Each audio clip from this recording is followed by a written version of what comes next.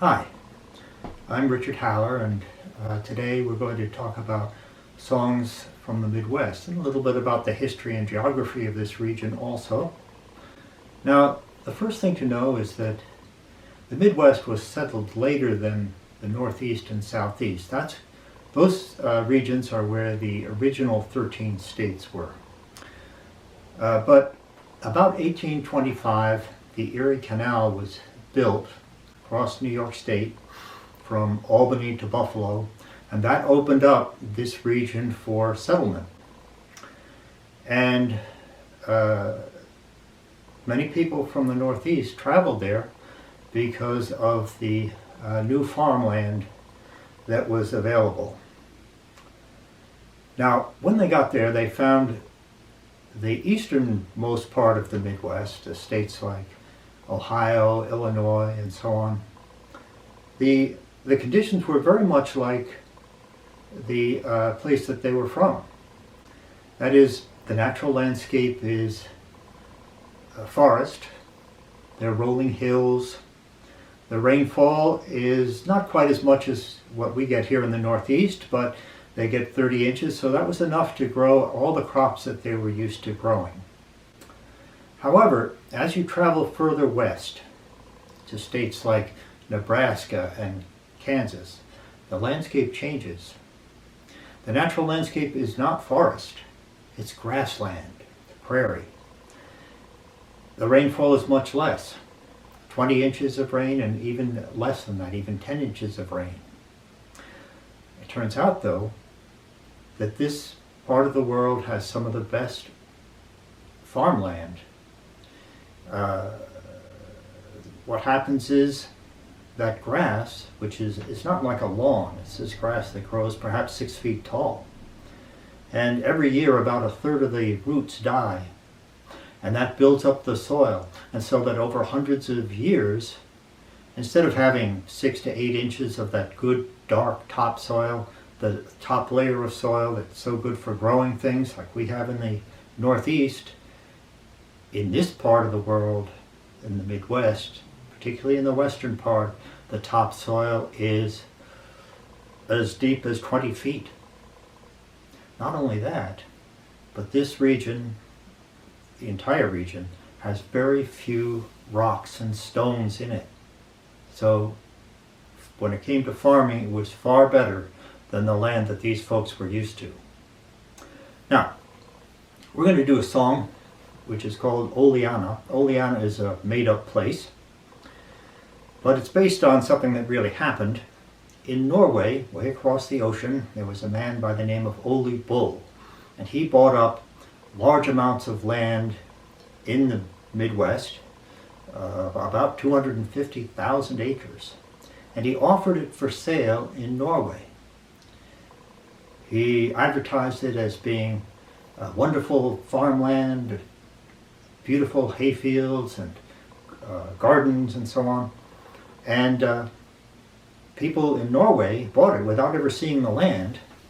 And when they came here, they were surprised to find that the land was all forest. Oh yes, it had the potential to be wonderful farmland, but there was a lot of work to be done. So this song was written to make fun of the exaggerated claims that Ole Bull made about his land. So, as I said, Oleana is a made-up place named after Ole, and the chorus, as always, you're invited to sing along. This one has pretty easy words. It goes like this: Ole, Ole, Anna, Ole, Ole, Anna, Ole, Ole, Ole, Ole, Ole, Ole, Anna. Let's try it.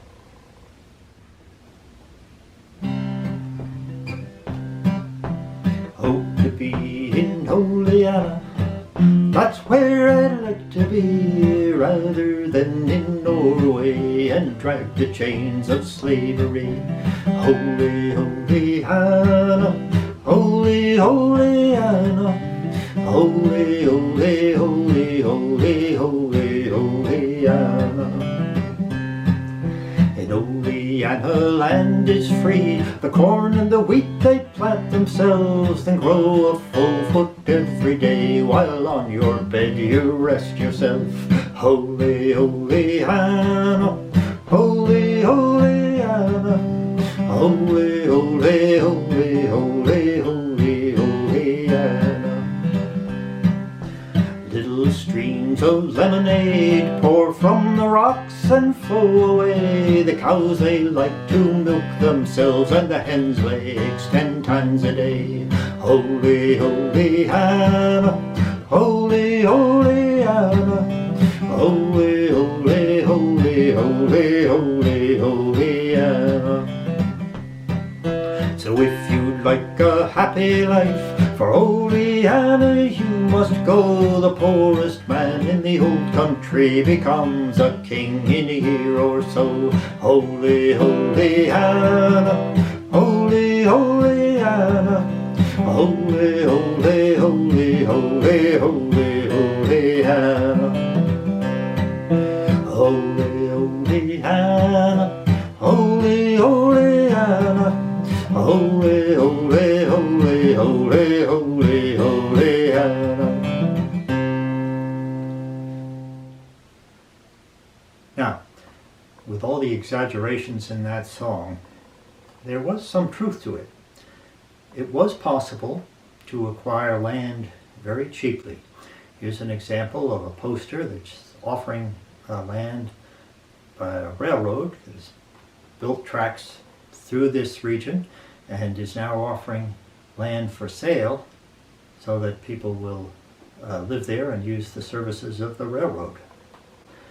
For a small fee, one could get 160 acres, and you had to show that you would live there for 5 years, that you would farm the land, and that you would build a house.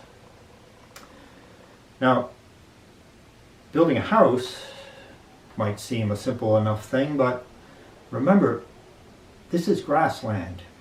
This song, that next song we're going to do, comes from the western part of this land, the prairie. And so there are no trees growing, or very few. There would be a few trees growing along rivers and streams, but wood was scarce. So what people would do would be to build what is called a sod house. Here's a picture of one. In the song, it will refer to my house being built out of national soil, which is to say out of dirt. And if you look carefully at this picture, you can see bits of grass sticking out of the side of the home. And the way it would be done, they would take a plow, pulled by oxen or horses. They would cut furrows into the soil in kind of a striped pattern, and then they would go the other way, making a sort of a checkerboard pattern, and then lifting the sod out, they would stack it up to build their home. And as you look at the home, you can see that this would be a place that would be rather dark, smelling of earth, probably filled with little insects and things that were in the soil. That all comes into the song, which is a kind of a complaining song, I would say. The song will also refer to corn dodgers. This is a flat sort of bread made out of water, cornmeal, and salt.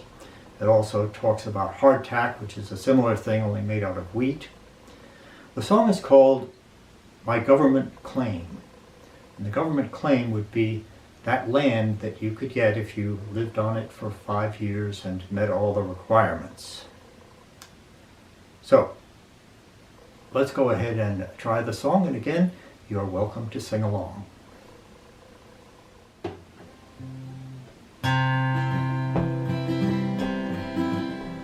My name is Tom Height, an old bachelor I am. You'll find me out west, in the country of fame. You'll find me out west, on an elegant plan, starving to death on my government claim. Hurrah for Greer County, the land of the free, the home of the bedbug, grasshopper, and flea. I'll sing of its praises tell of its fame while starving to death on my government claim. My clothing is ragged, my language is rough, my bread is corn dodgers, both solid and tough. And yet I am happy and live at my ease on sorghum, molasses and bacon and cheese. Hurrah for Greer County, the land of the free, the home of the bedbug, grasshopper and flea. I'll sing of its praises, tell of its fame while starving to death on my government claim.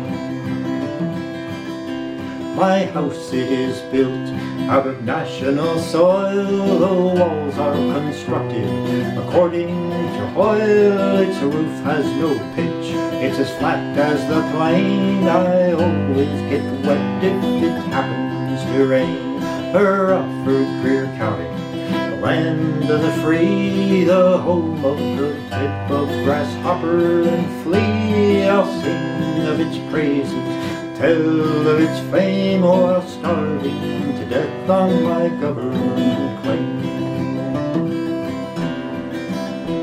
How happy am I when I crawl into bed, a rattlesnake hisses a tune at my head, and a gay little centipede, all without fear, crawls over my pillow and into my ear. Hurrah for Greer County, the land of the free, the home of the bedbug, grasshopper and flea. I'll sing of its praises, tell of its fame while starving to death on my government claim. Now all you claim holders, you're welcome to stay and chew your hardtack till you're toothless and gray. But as for myself, I'll no longer remain to starve like a dog on my government claim. Farewell to Greer County, where blizzards arise, where the sun never sets, and the flea never dies, and the wind never ceases, but always remains till it starves us all out of our government claim.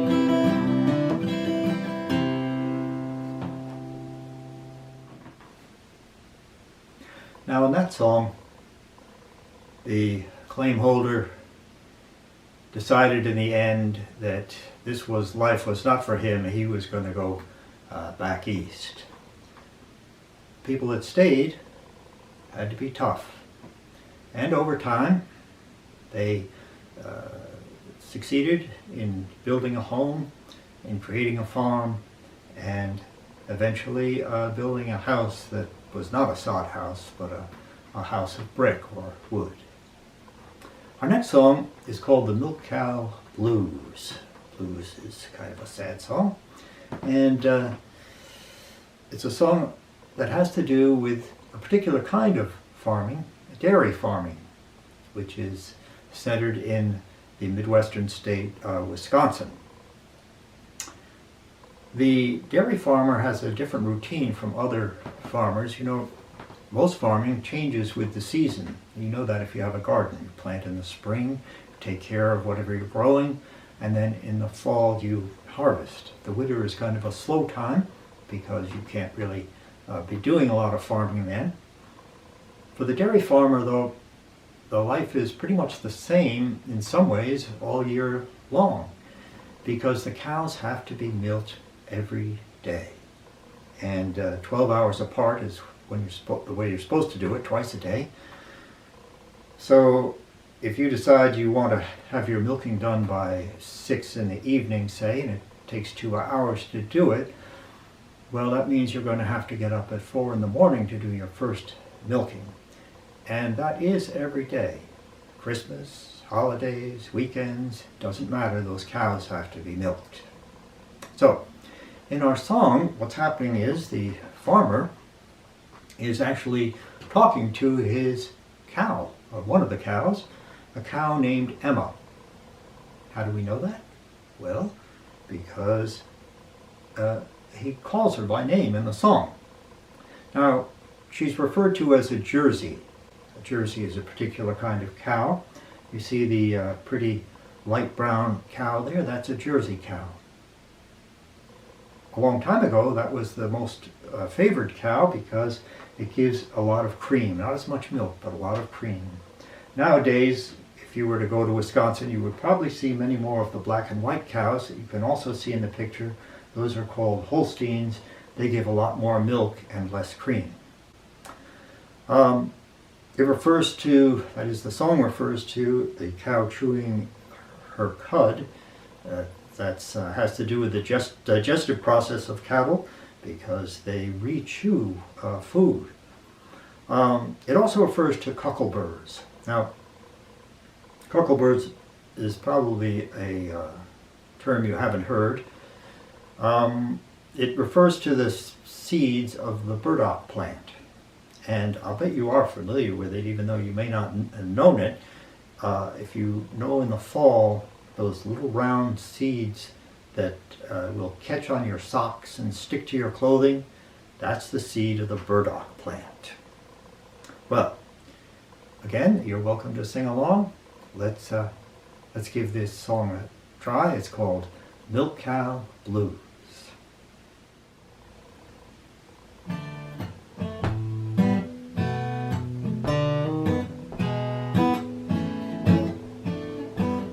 You gotta milk 'em in the morning and feed 'em. Milk 'em in the evening too. Milk 'em in the morning and feed 'em. Milk 'em in the evening blues. Now this old barn lot heaven got me blue down to my shoes. Well, it's up in the morning for anything stirs, right with a tail full of cockleburs. You gotta milk 'em in the morning and feed 'em. Milk 'em in the evening too. Milk 'em in the morning and feed 'em. Milk 'em in the evening blue. Now this old brown-eyed Jersey, she ain't worth the cud that she chews. Well, I work hard all day getting in my crop. I go to milk, she won't get not a drop. You gotta milk 'em in the morning and feed 'em. Milk 'em in the evening too. Milk 'em in the morning and feed 'em. Milk 'em in the evening blue. Now I don't know why I don't sell you. Just look at the money I lose. You put your foot in the bucket, kick over the stool. I swear I'm gonna swap you for a blue-nosed mule. You gotta milk 'em in the morning and feed 'em. Milk 'em in the evening too. Milk 'em in the morning and feed 'em. Milk 'em in the evening blue.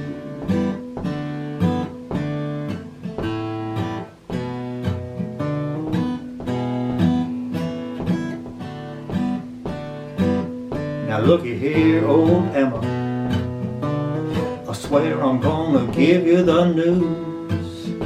Well, I know that I swore you wouldn't give not a squirt, but bless your old heart, I love you so much it hurts. You gotta milk 'em in the morning and feed 'em. Milk 'em in the evening too. Milk 'em in the morning and feed 'em. Milk 'em in the evening blue.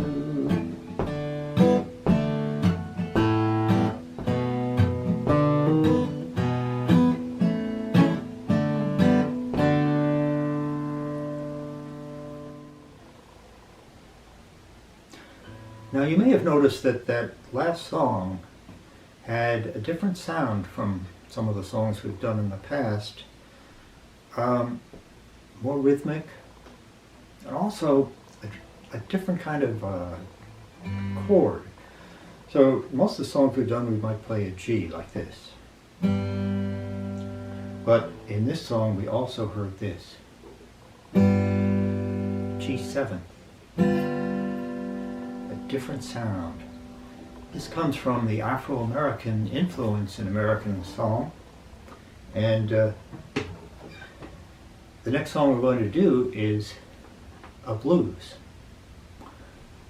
You remember last time we did a song, a work song called Take This Hammer? Well, the blues evolved from those kinds of songs. If you think of the pattern in that song, we had a line which was repeated and then a final line. We'll hear the same kind of pattern in this blues. Now, this song was written by a man named Jimmy Reed, who traveled from Mississippi to Indiana to work in a steel mill there. And you can imagine the change for him in Mississippi, living out in the countryside, no running water, no electricity, working all day in the cotton fields. And here in Indiana now, he working at the steel mill, the work is the same every day. You're totally indoors, you're living in an apartment building, and in that building, of course, you have running water, you have everything that you didn't have back in Mississippi.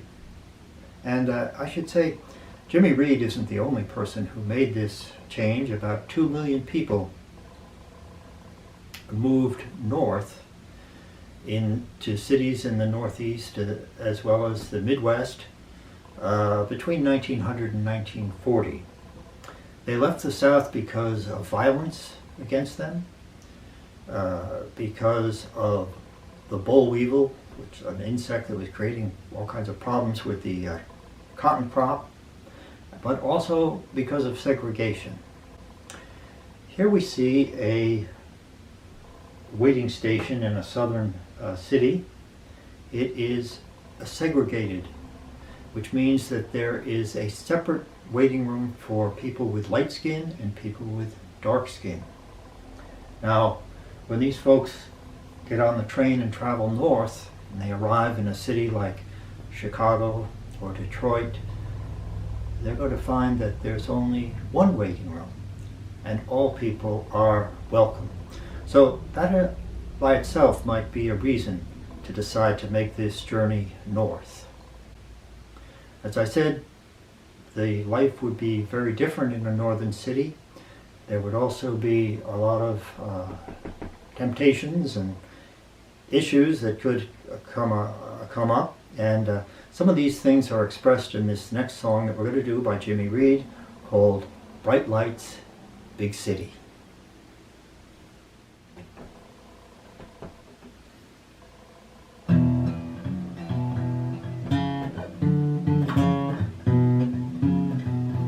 Bright lights, big city, gone to my baby's head. Bright lights, big city, gone to my baby's head.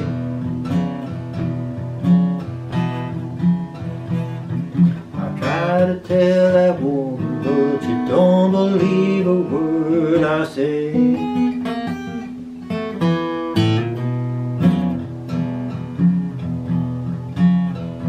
Oh, like pretty mama, gonna need my help someday. Oh, like pretty mama, gonna need my help someday.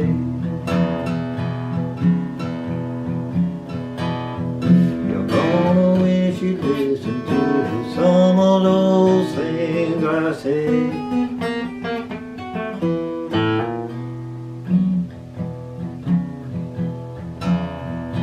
Bright lights, big city, on to my baby's head. Bright lights, city, on to my baby's head.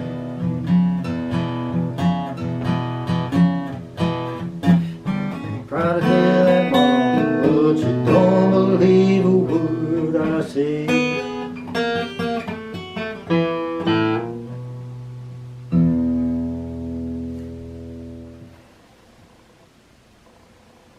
Now, in addition to agriculture, the Midwest is known for manufacturing. In fact, this is where the assembly line was invented, specifically for making automobiles, the Model T Ford. And this manufacturing system was so successful that a new Model T Ford was being produced every 45 seconds at the height of production. And all 15 million of these cars were sold. At its cheapest, it was $265. So, of course, money was different from today, but still, the ordinary person could very likely afford a car, and this transformed American life in so many ways because people are now able to travel distance to work. They could take vacations, places that they hadn't been able to before. There was a need for roads, there was a need for gas stations. So in so many ways, American life was changed by the automobile. This next song, however, comes from a time when, even though the automobile had been in production for many years, no automobiles were produced. It was the time of World War II, what was called total mobilization, where all the factories in the country were put to work to defeat the fascist enemy. And with so many men serving in the armed forces, there was a need for more people to work in those factories. Now that was partly satisfied by these Afro-Americans coming from the South, but also women were encouraged to work in factories. Now, as we know from what we talked about the Northeast, women had always worked in factories, but now they were encouraged to come in with posters such as this one to do work that had traditionally been performed by men. Heavy jobs like welding, riveting, and so on. In this song, which is called Ship in the Sky, we have some kids on a playground talking about what their parents are doing for the war effort. A ship in the sky, what do you suppose that is? That's right, it's an airplane. Let's try our song. Hey, curly-headed boy with a bright shining smile, heard the roll of a plane as it sailed through the sky. To his playmates he said with a bright twinkling eye, he says, my daddy flies that ship in the sky. My daddy flies that ship in the sky. My daddy flies that ship in the sky. My mom not afraid and neither am I, 'cause my daddy flies that ship in the sky. Then the pug-nosed kid pushed his toe in the sand. He says, my daddy works at the place where they land. You tell your mom now, don't be afraid, 'cause my dad'll bring your daddy back home again. My dad'll bring your daddy back home again. My dad'll bring your daddy back home again. Don't be afraid if it gets dark and rainy. Does my dad bring your daddy back home again? And the freckle-faced kid, well, she kicked up her heels. She says, my mama works in the iron and the steel.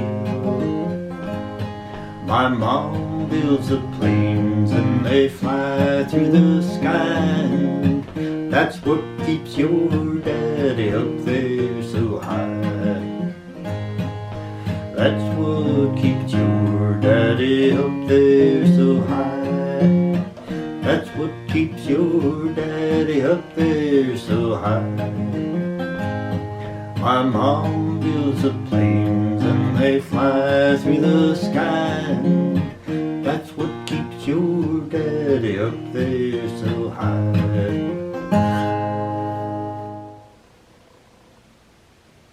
Now our next song also comes from the factories, and it's called The Union Maid. Now a maid is simply a young woman. A union is an organization of workers. You see, if the worker was to go to the boss of the factory and say, I'd like to work fewer hours and I think I should get more pay. I don't want to work Saturdays anymore. Well, the boss would say, well, those are the hours we have here and that is the pay that we give. If you don't like it, go find work somewhere else.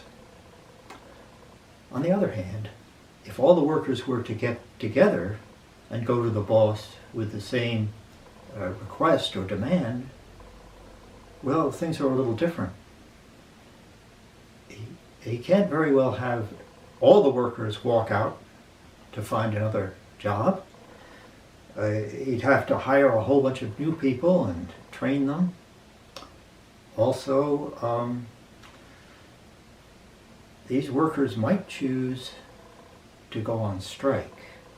That means they all walk off the job and they march outside the factory gates holding signs, letting people know that they're on strike, that no one should go to work for this company, no one should buy from them, and people should support the workers in their efforts.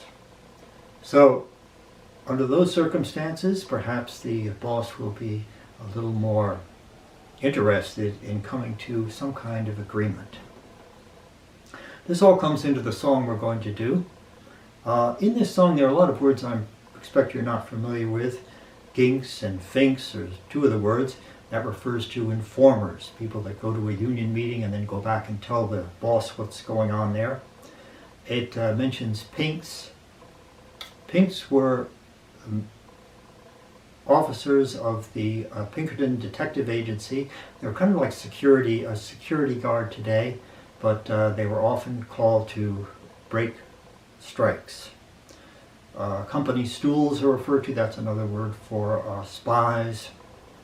And also in the song it says she'd show her card to the National Guard. Well, the card they're talking about there is a union card. It shows her that she's a member of the union. She's proud of. She's showing it to the National Guard. The National Guard is a part of the Army that were often called out also by the government to break strikes. The last verse of the song refers to Mother Jones. She was a woman, union organizer, who worked with miners in particular, especially women and also children, because children worked in the mines too. Well, the chorus of the song is very singable. I hope you'll sing along. You can't scare me, I'm sticking to the union. I'm sticking to the union to the day I die. Let's try it. There once was a union maid who never was afraid of goons and ginks and company finks and the deputy sheriffs who made the raid. She'd go to the union hall when a meeting it was called, and when the company boys come round she always stood her ground. Oh, you can't scare me, I'm sticking to the union. I'm sticking to the union. sticking to the Union. Oh, you can't scare me, I'm sticking to the Union. I'm sticking to the Union till the day I die. This Union maid was wise to the tricks of company spies. She'd never be fooled by a company stool. She'd always organize the guys. She'd always get her way. When she struck for higher pay, she'd show her card to the National Guard, and this is what she'd say. Oh, you can't scare me, I'm sticking to the Union. I'm sticking to the Union. Sticking to the Union. Oh, you can't scare me, I'm sticking to the Union. I'm sticking to the Union till the day I die. So if you want to be free, take a page from history. Move your bones like Mother Jones and fight together for liberty. The fight for women's rights with workers must unite. Like the Union maid, we're not afraid, and this is what we say. Oh, you can't scare me, I'm sticking to the Union. I'm sticking to the Union. Sticking to the Union. Oh, you can't scare me, I'm sticking to the Union. I'm sticking to the Union till the day I die. Well, imagine you're out on the picket line, you're on strike, you're carrying signs, you're singing too. You're going to really sing out. You're going to let that boss know. You can't scare me. Oh, you can't scare me, I'm sticking to the Union. I'm sticking to the Union. Sticking to the Union. Oh, you can't scare me, I'm sticking to the Union. I'm sticking to the Union till the day I die. Well, thanks. I hope you had a good time, and I'll see you next time. So long.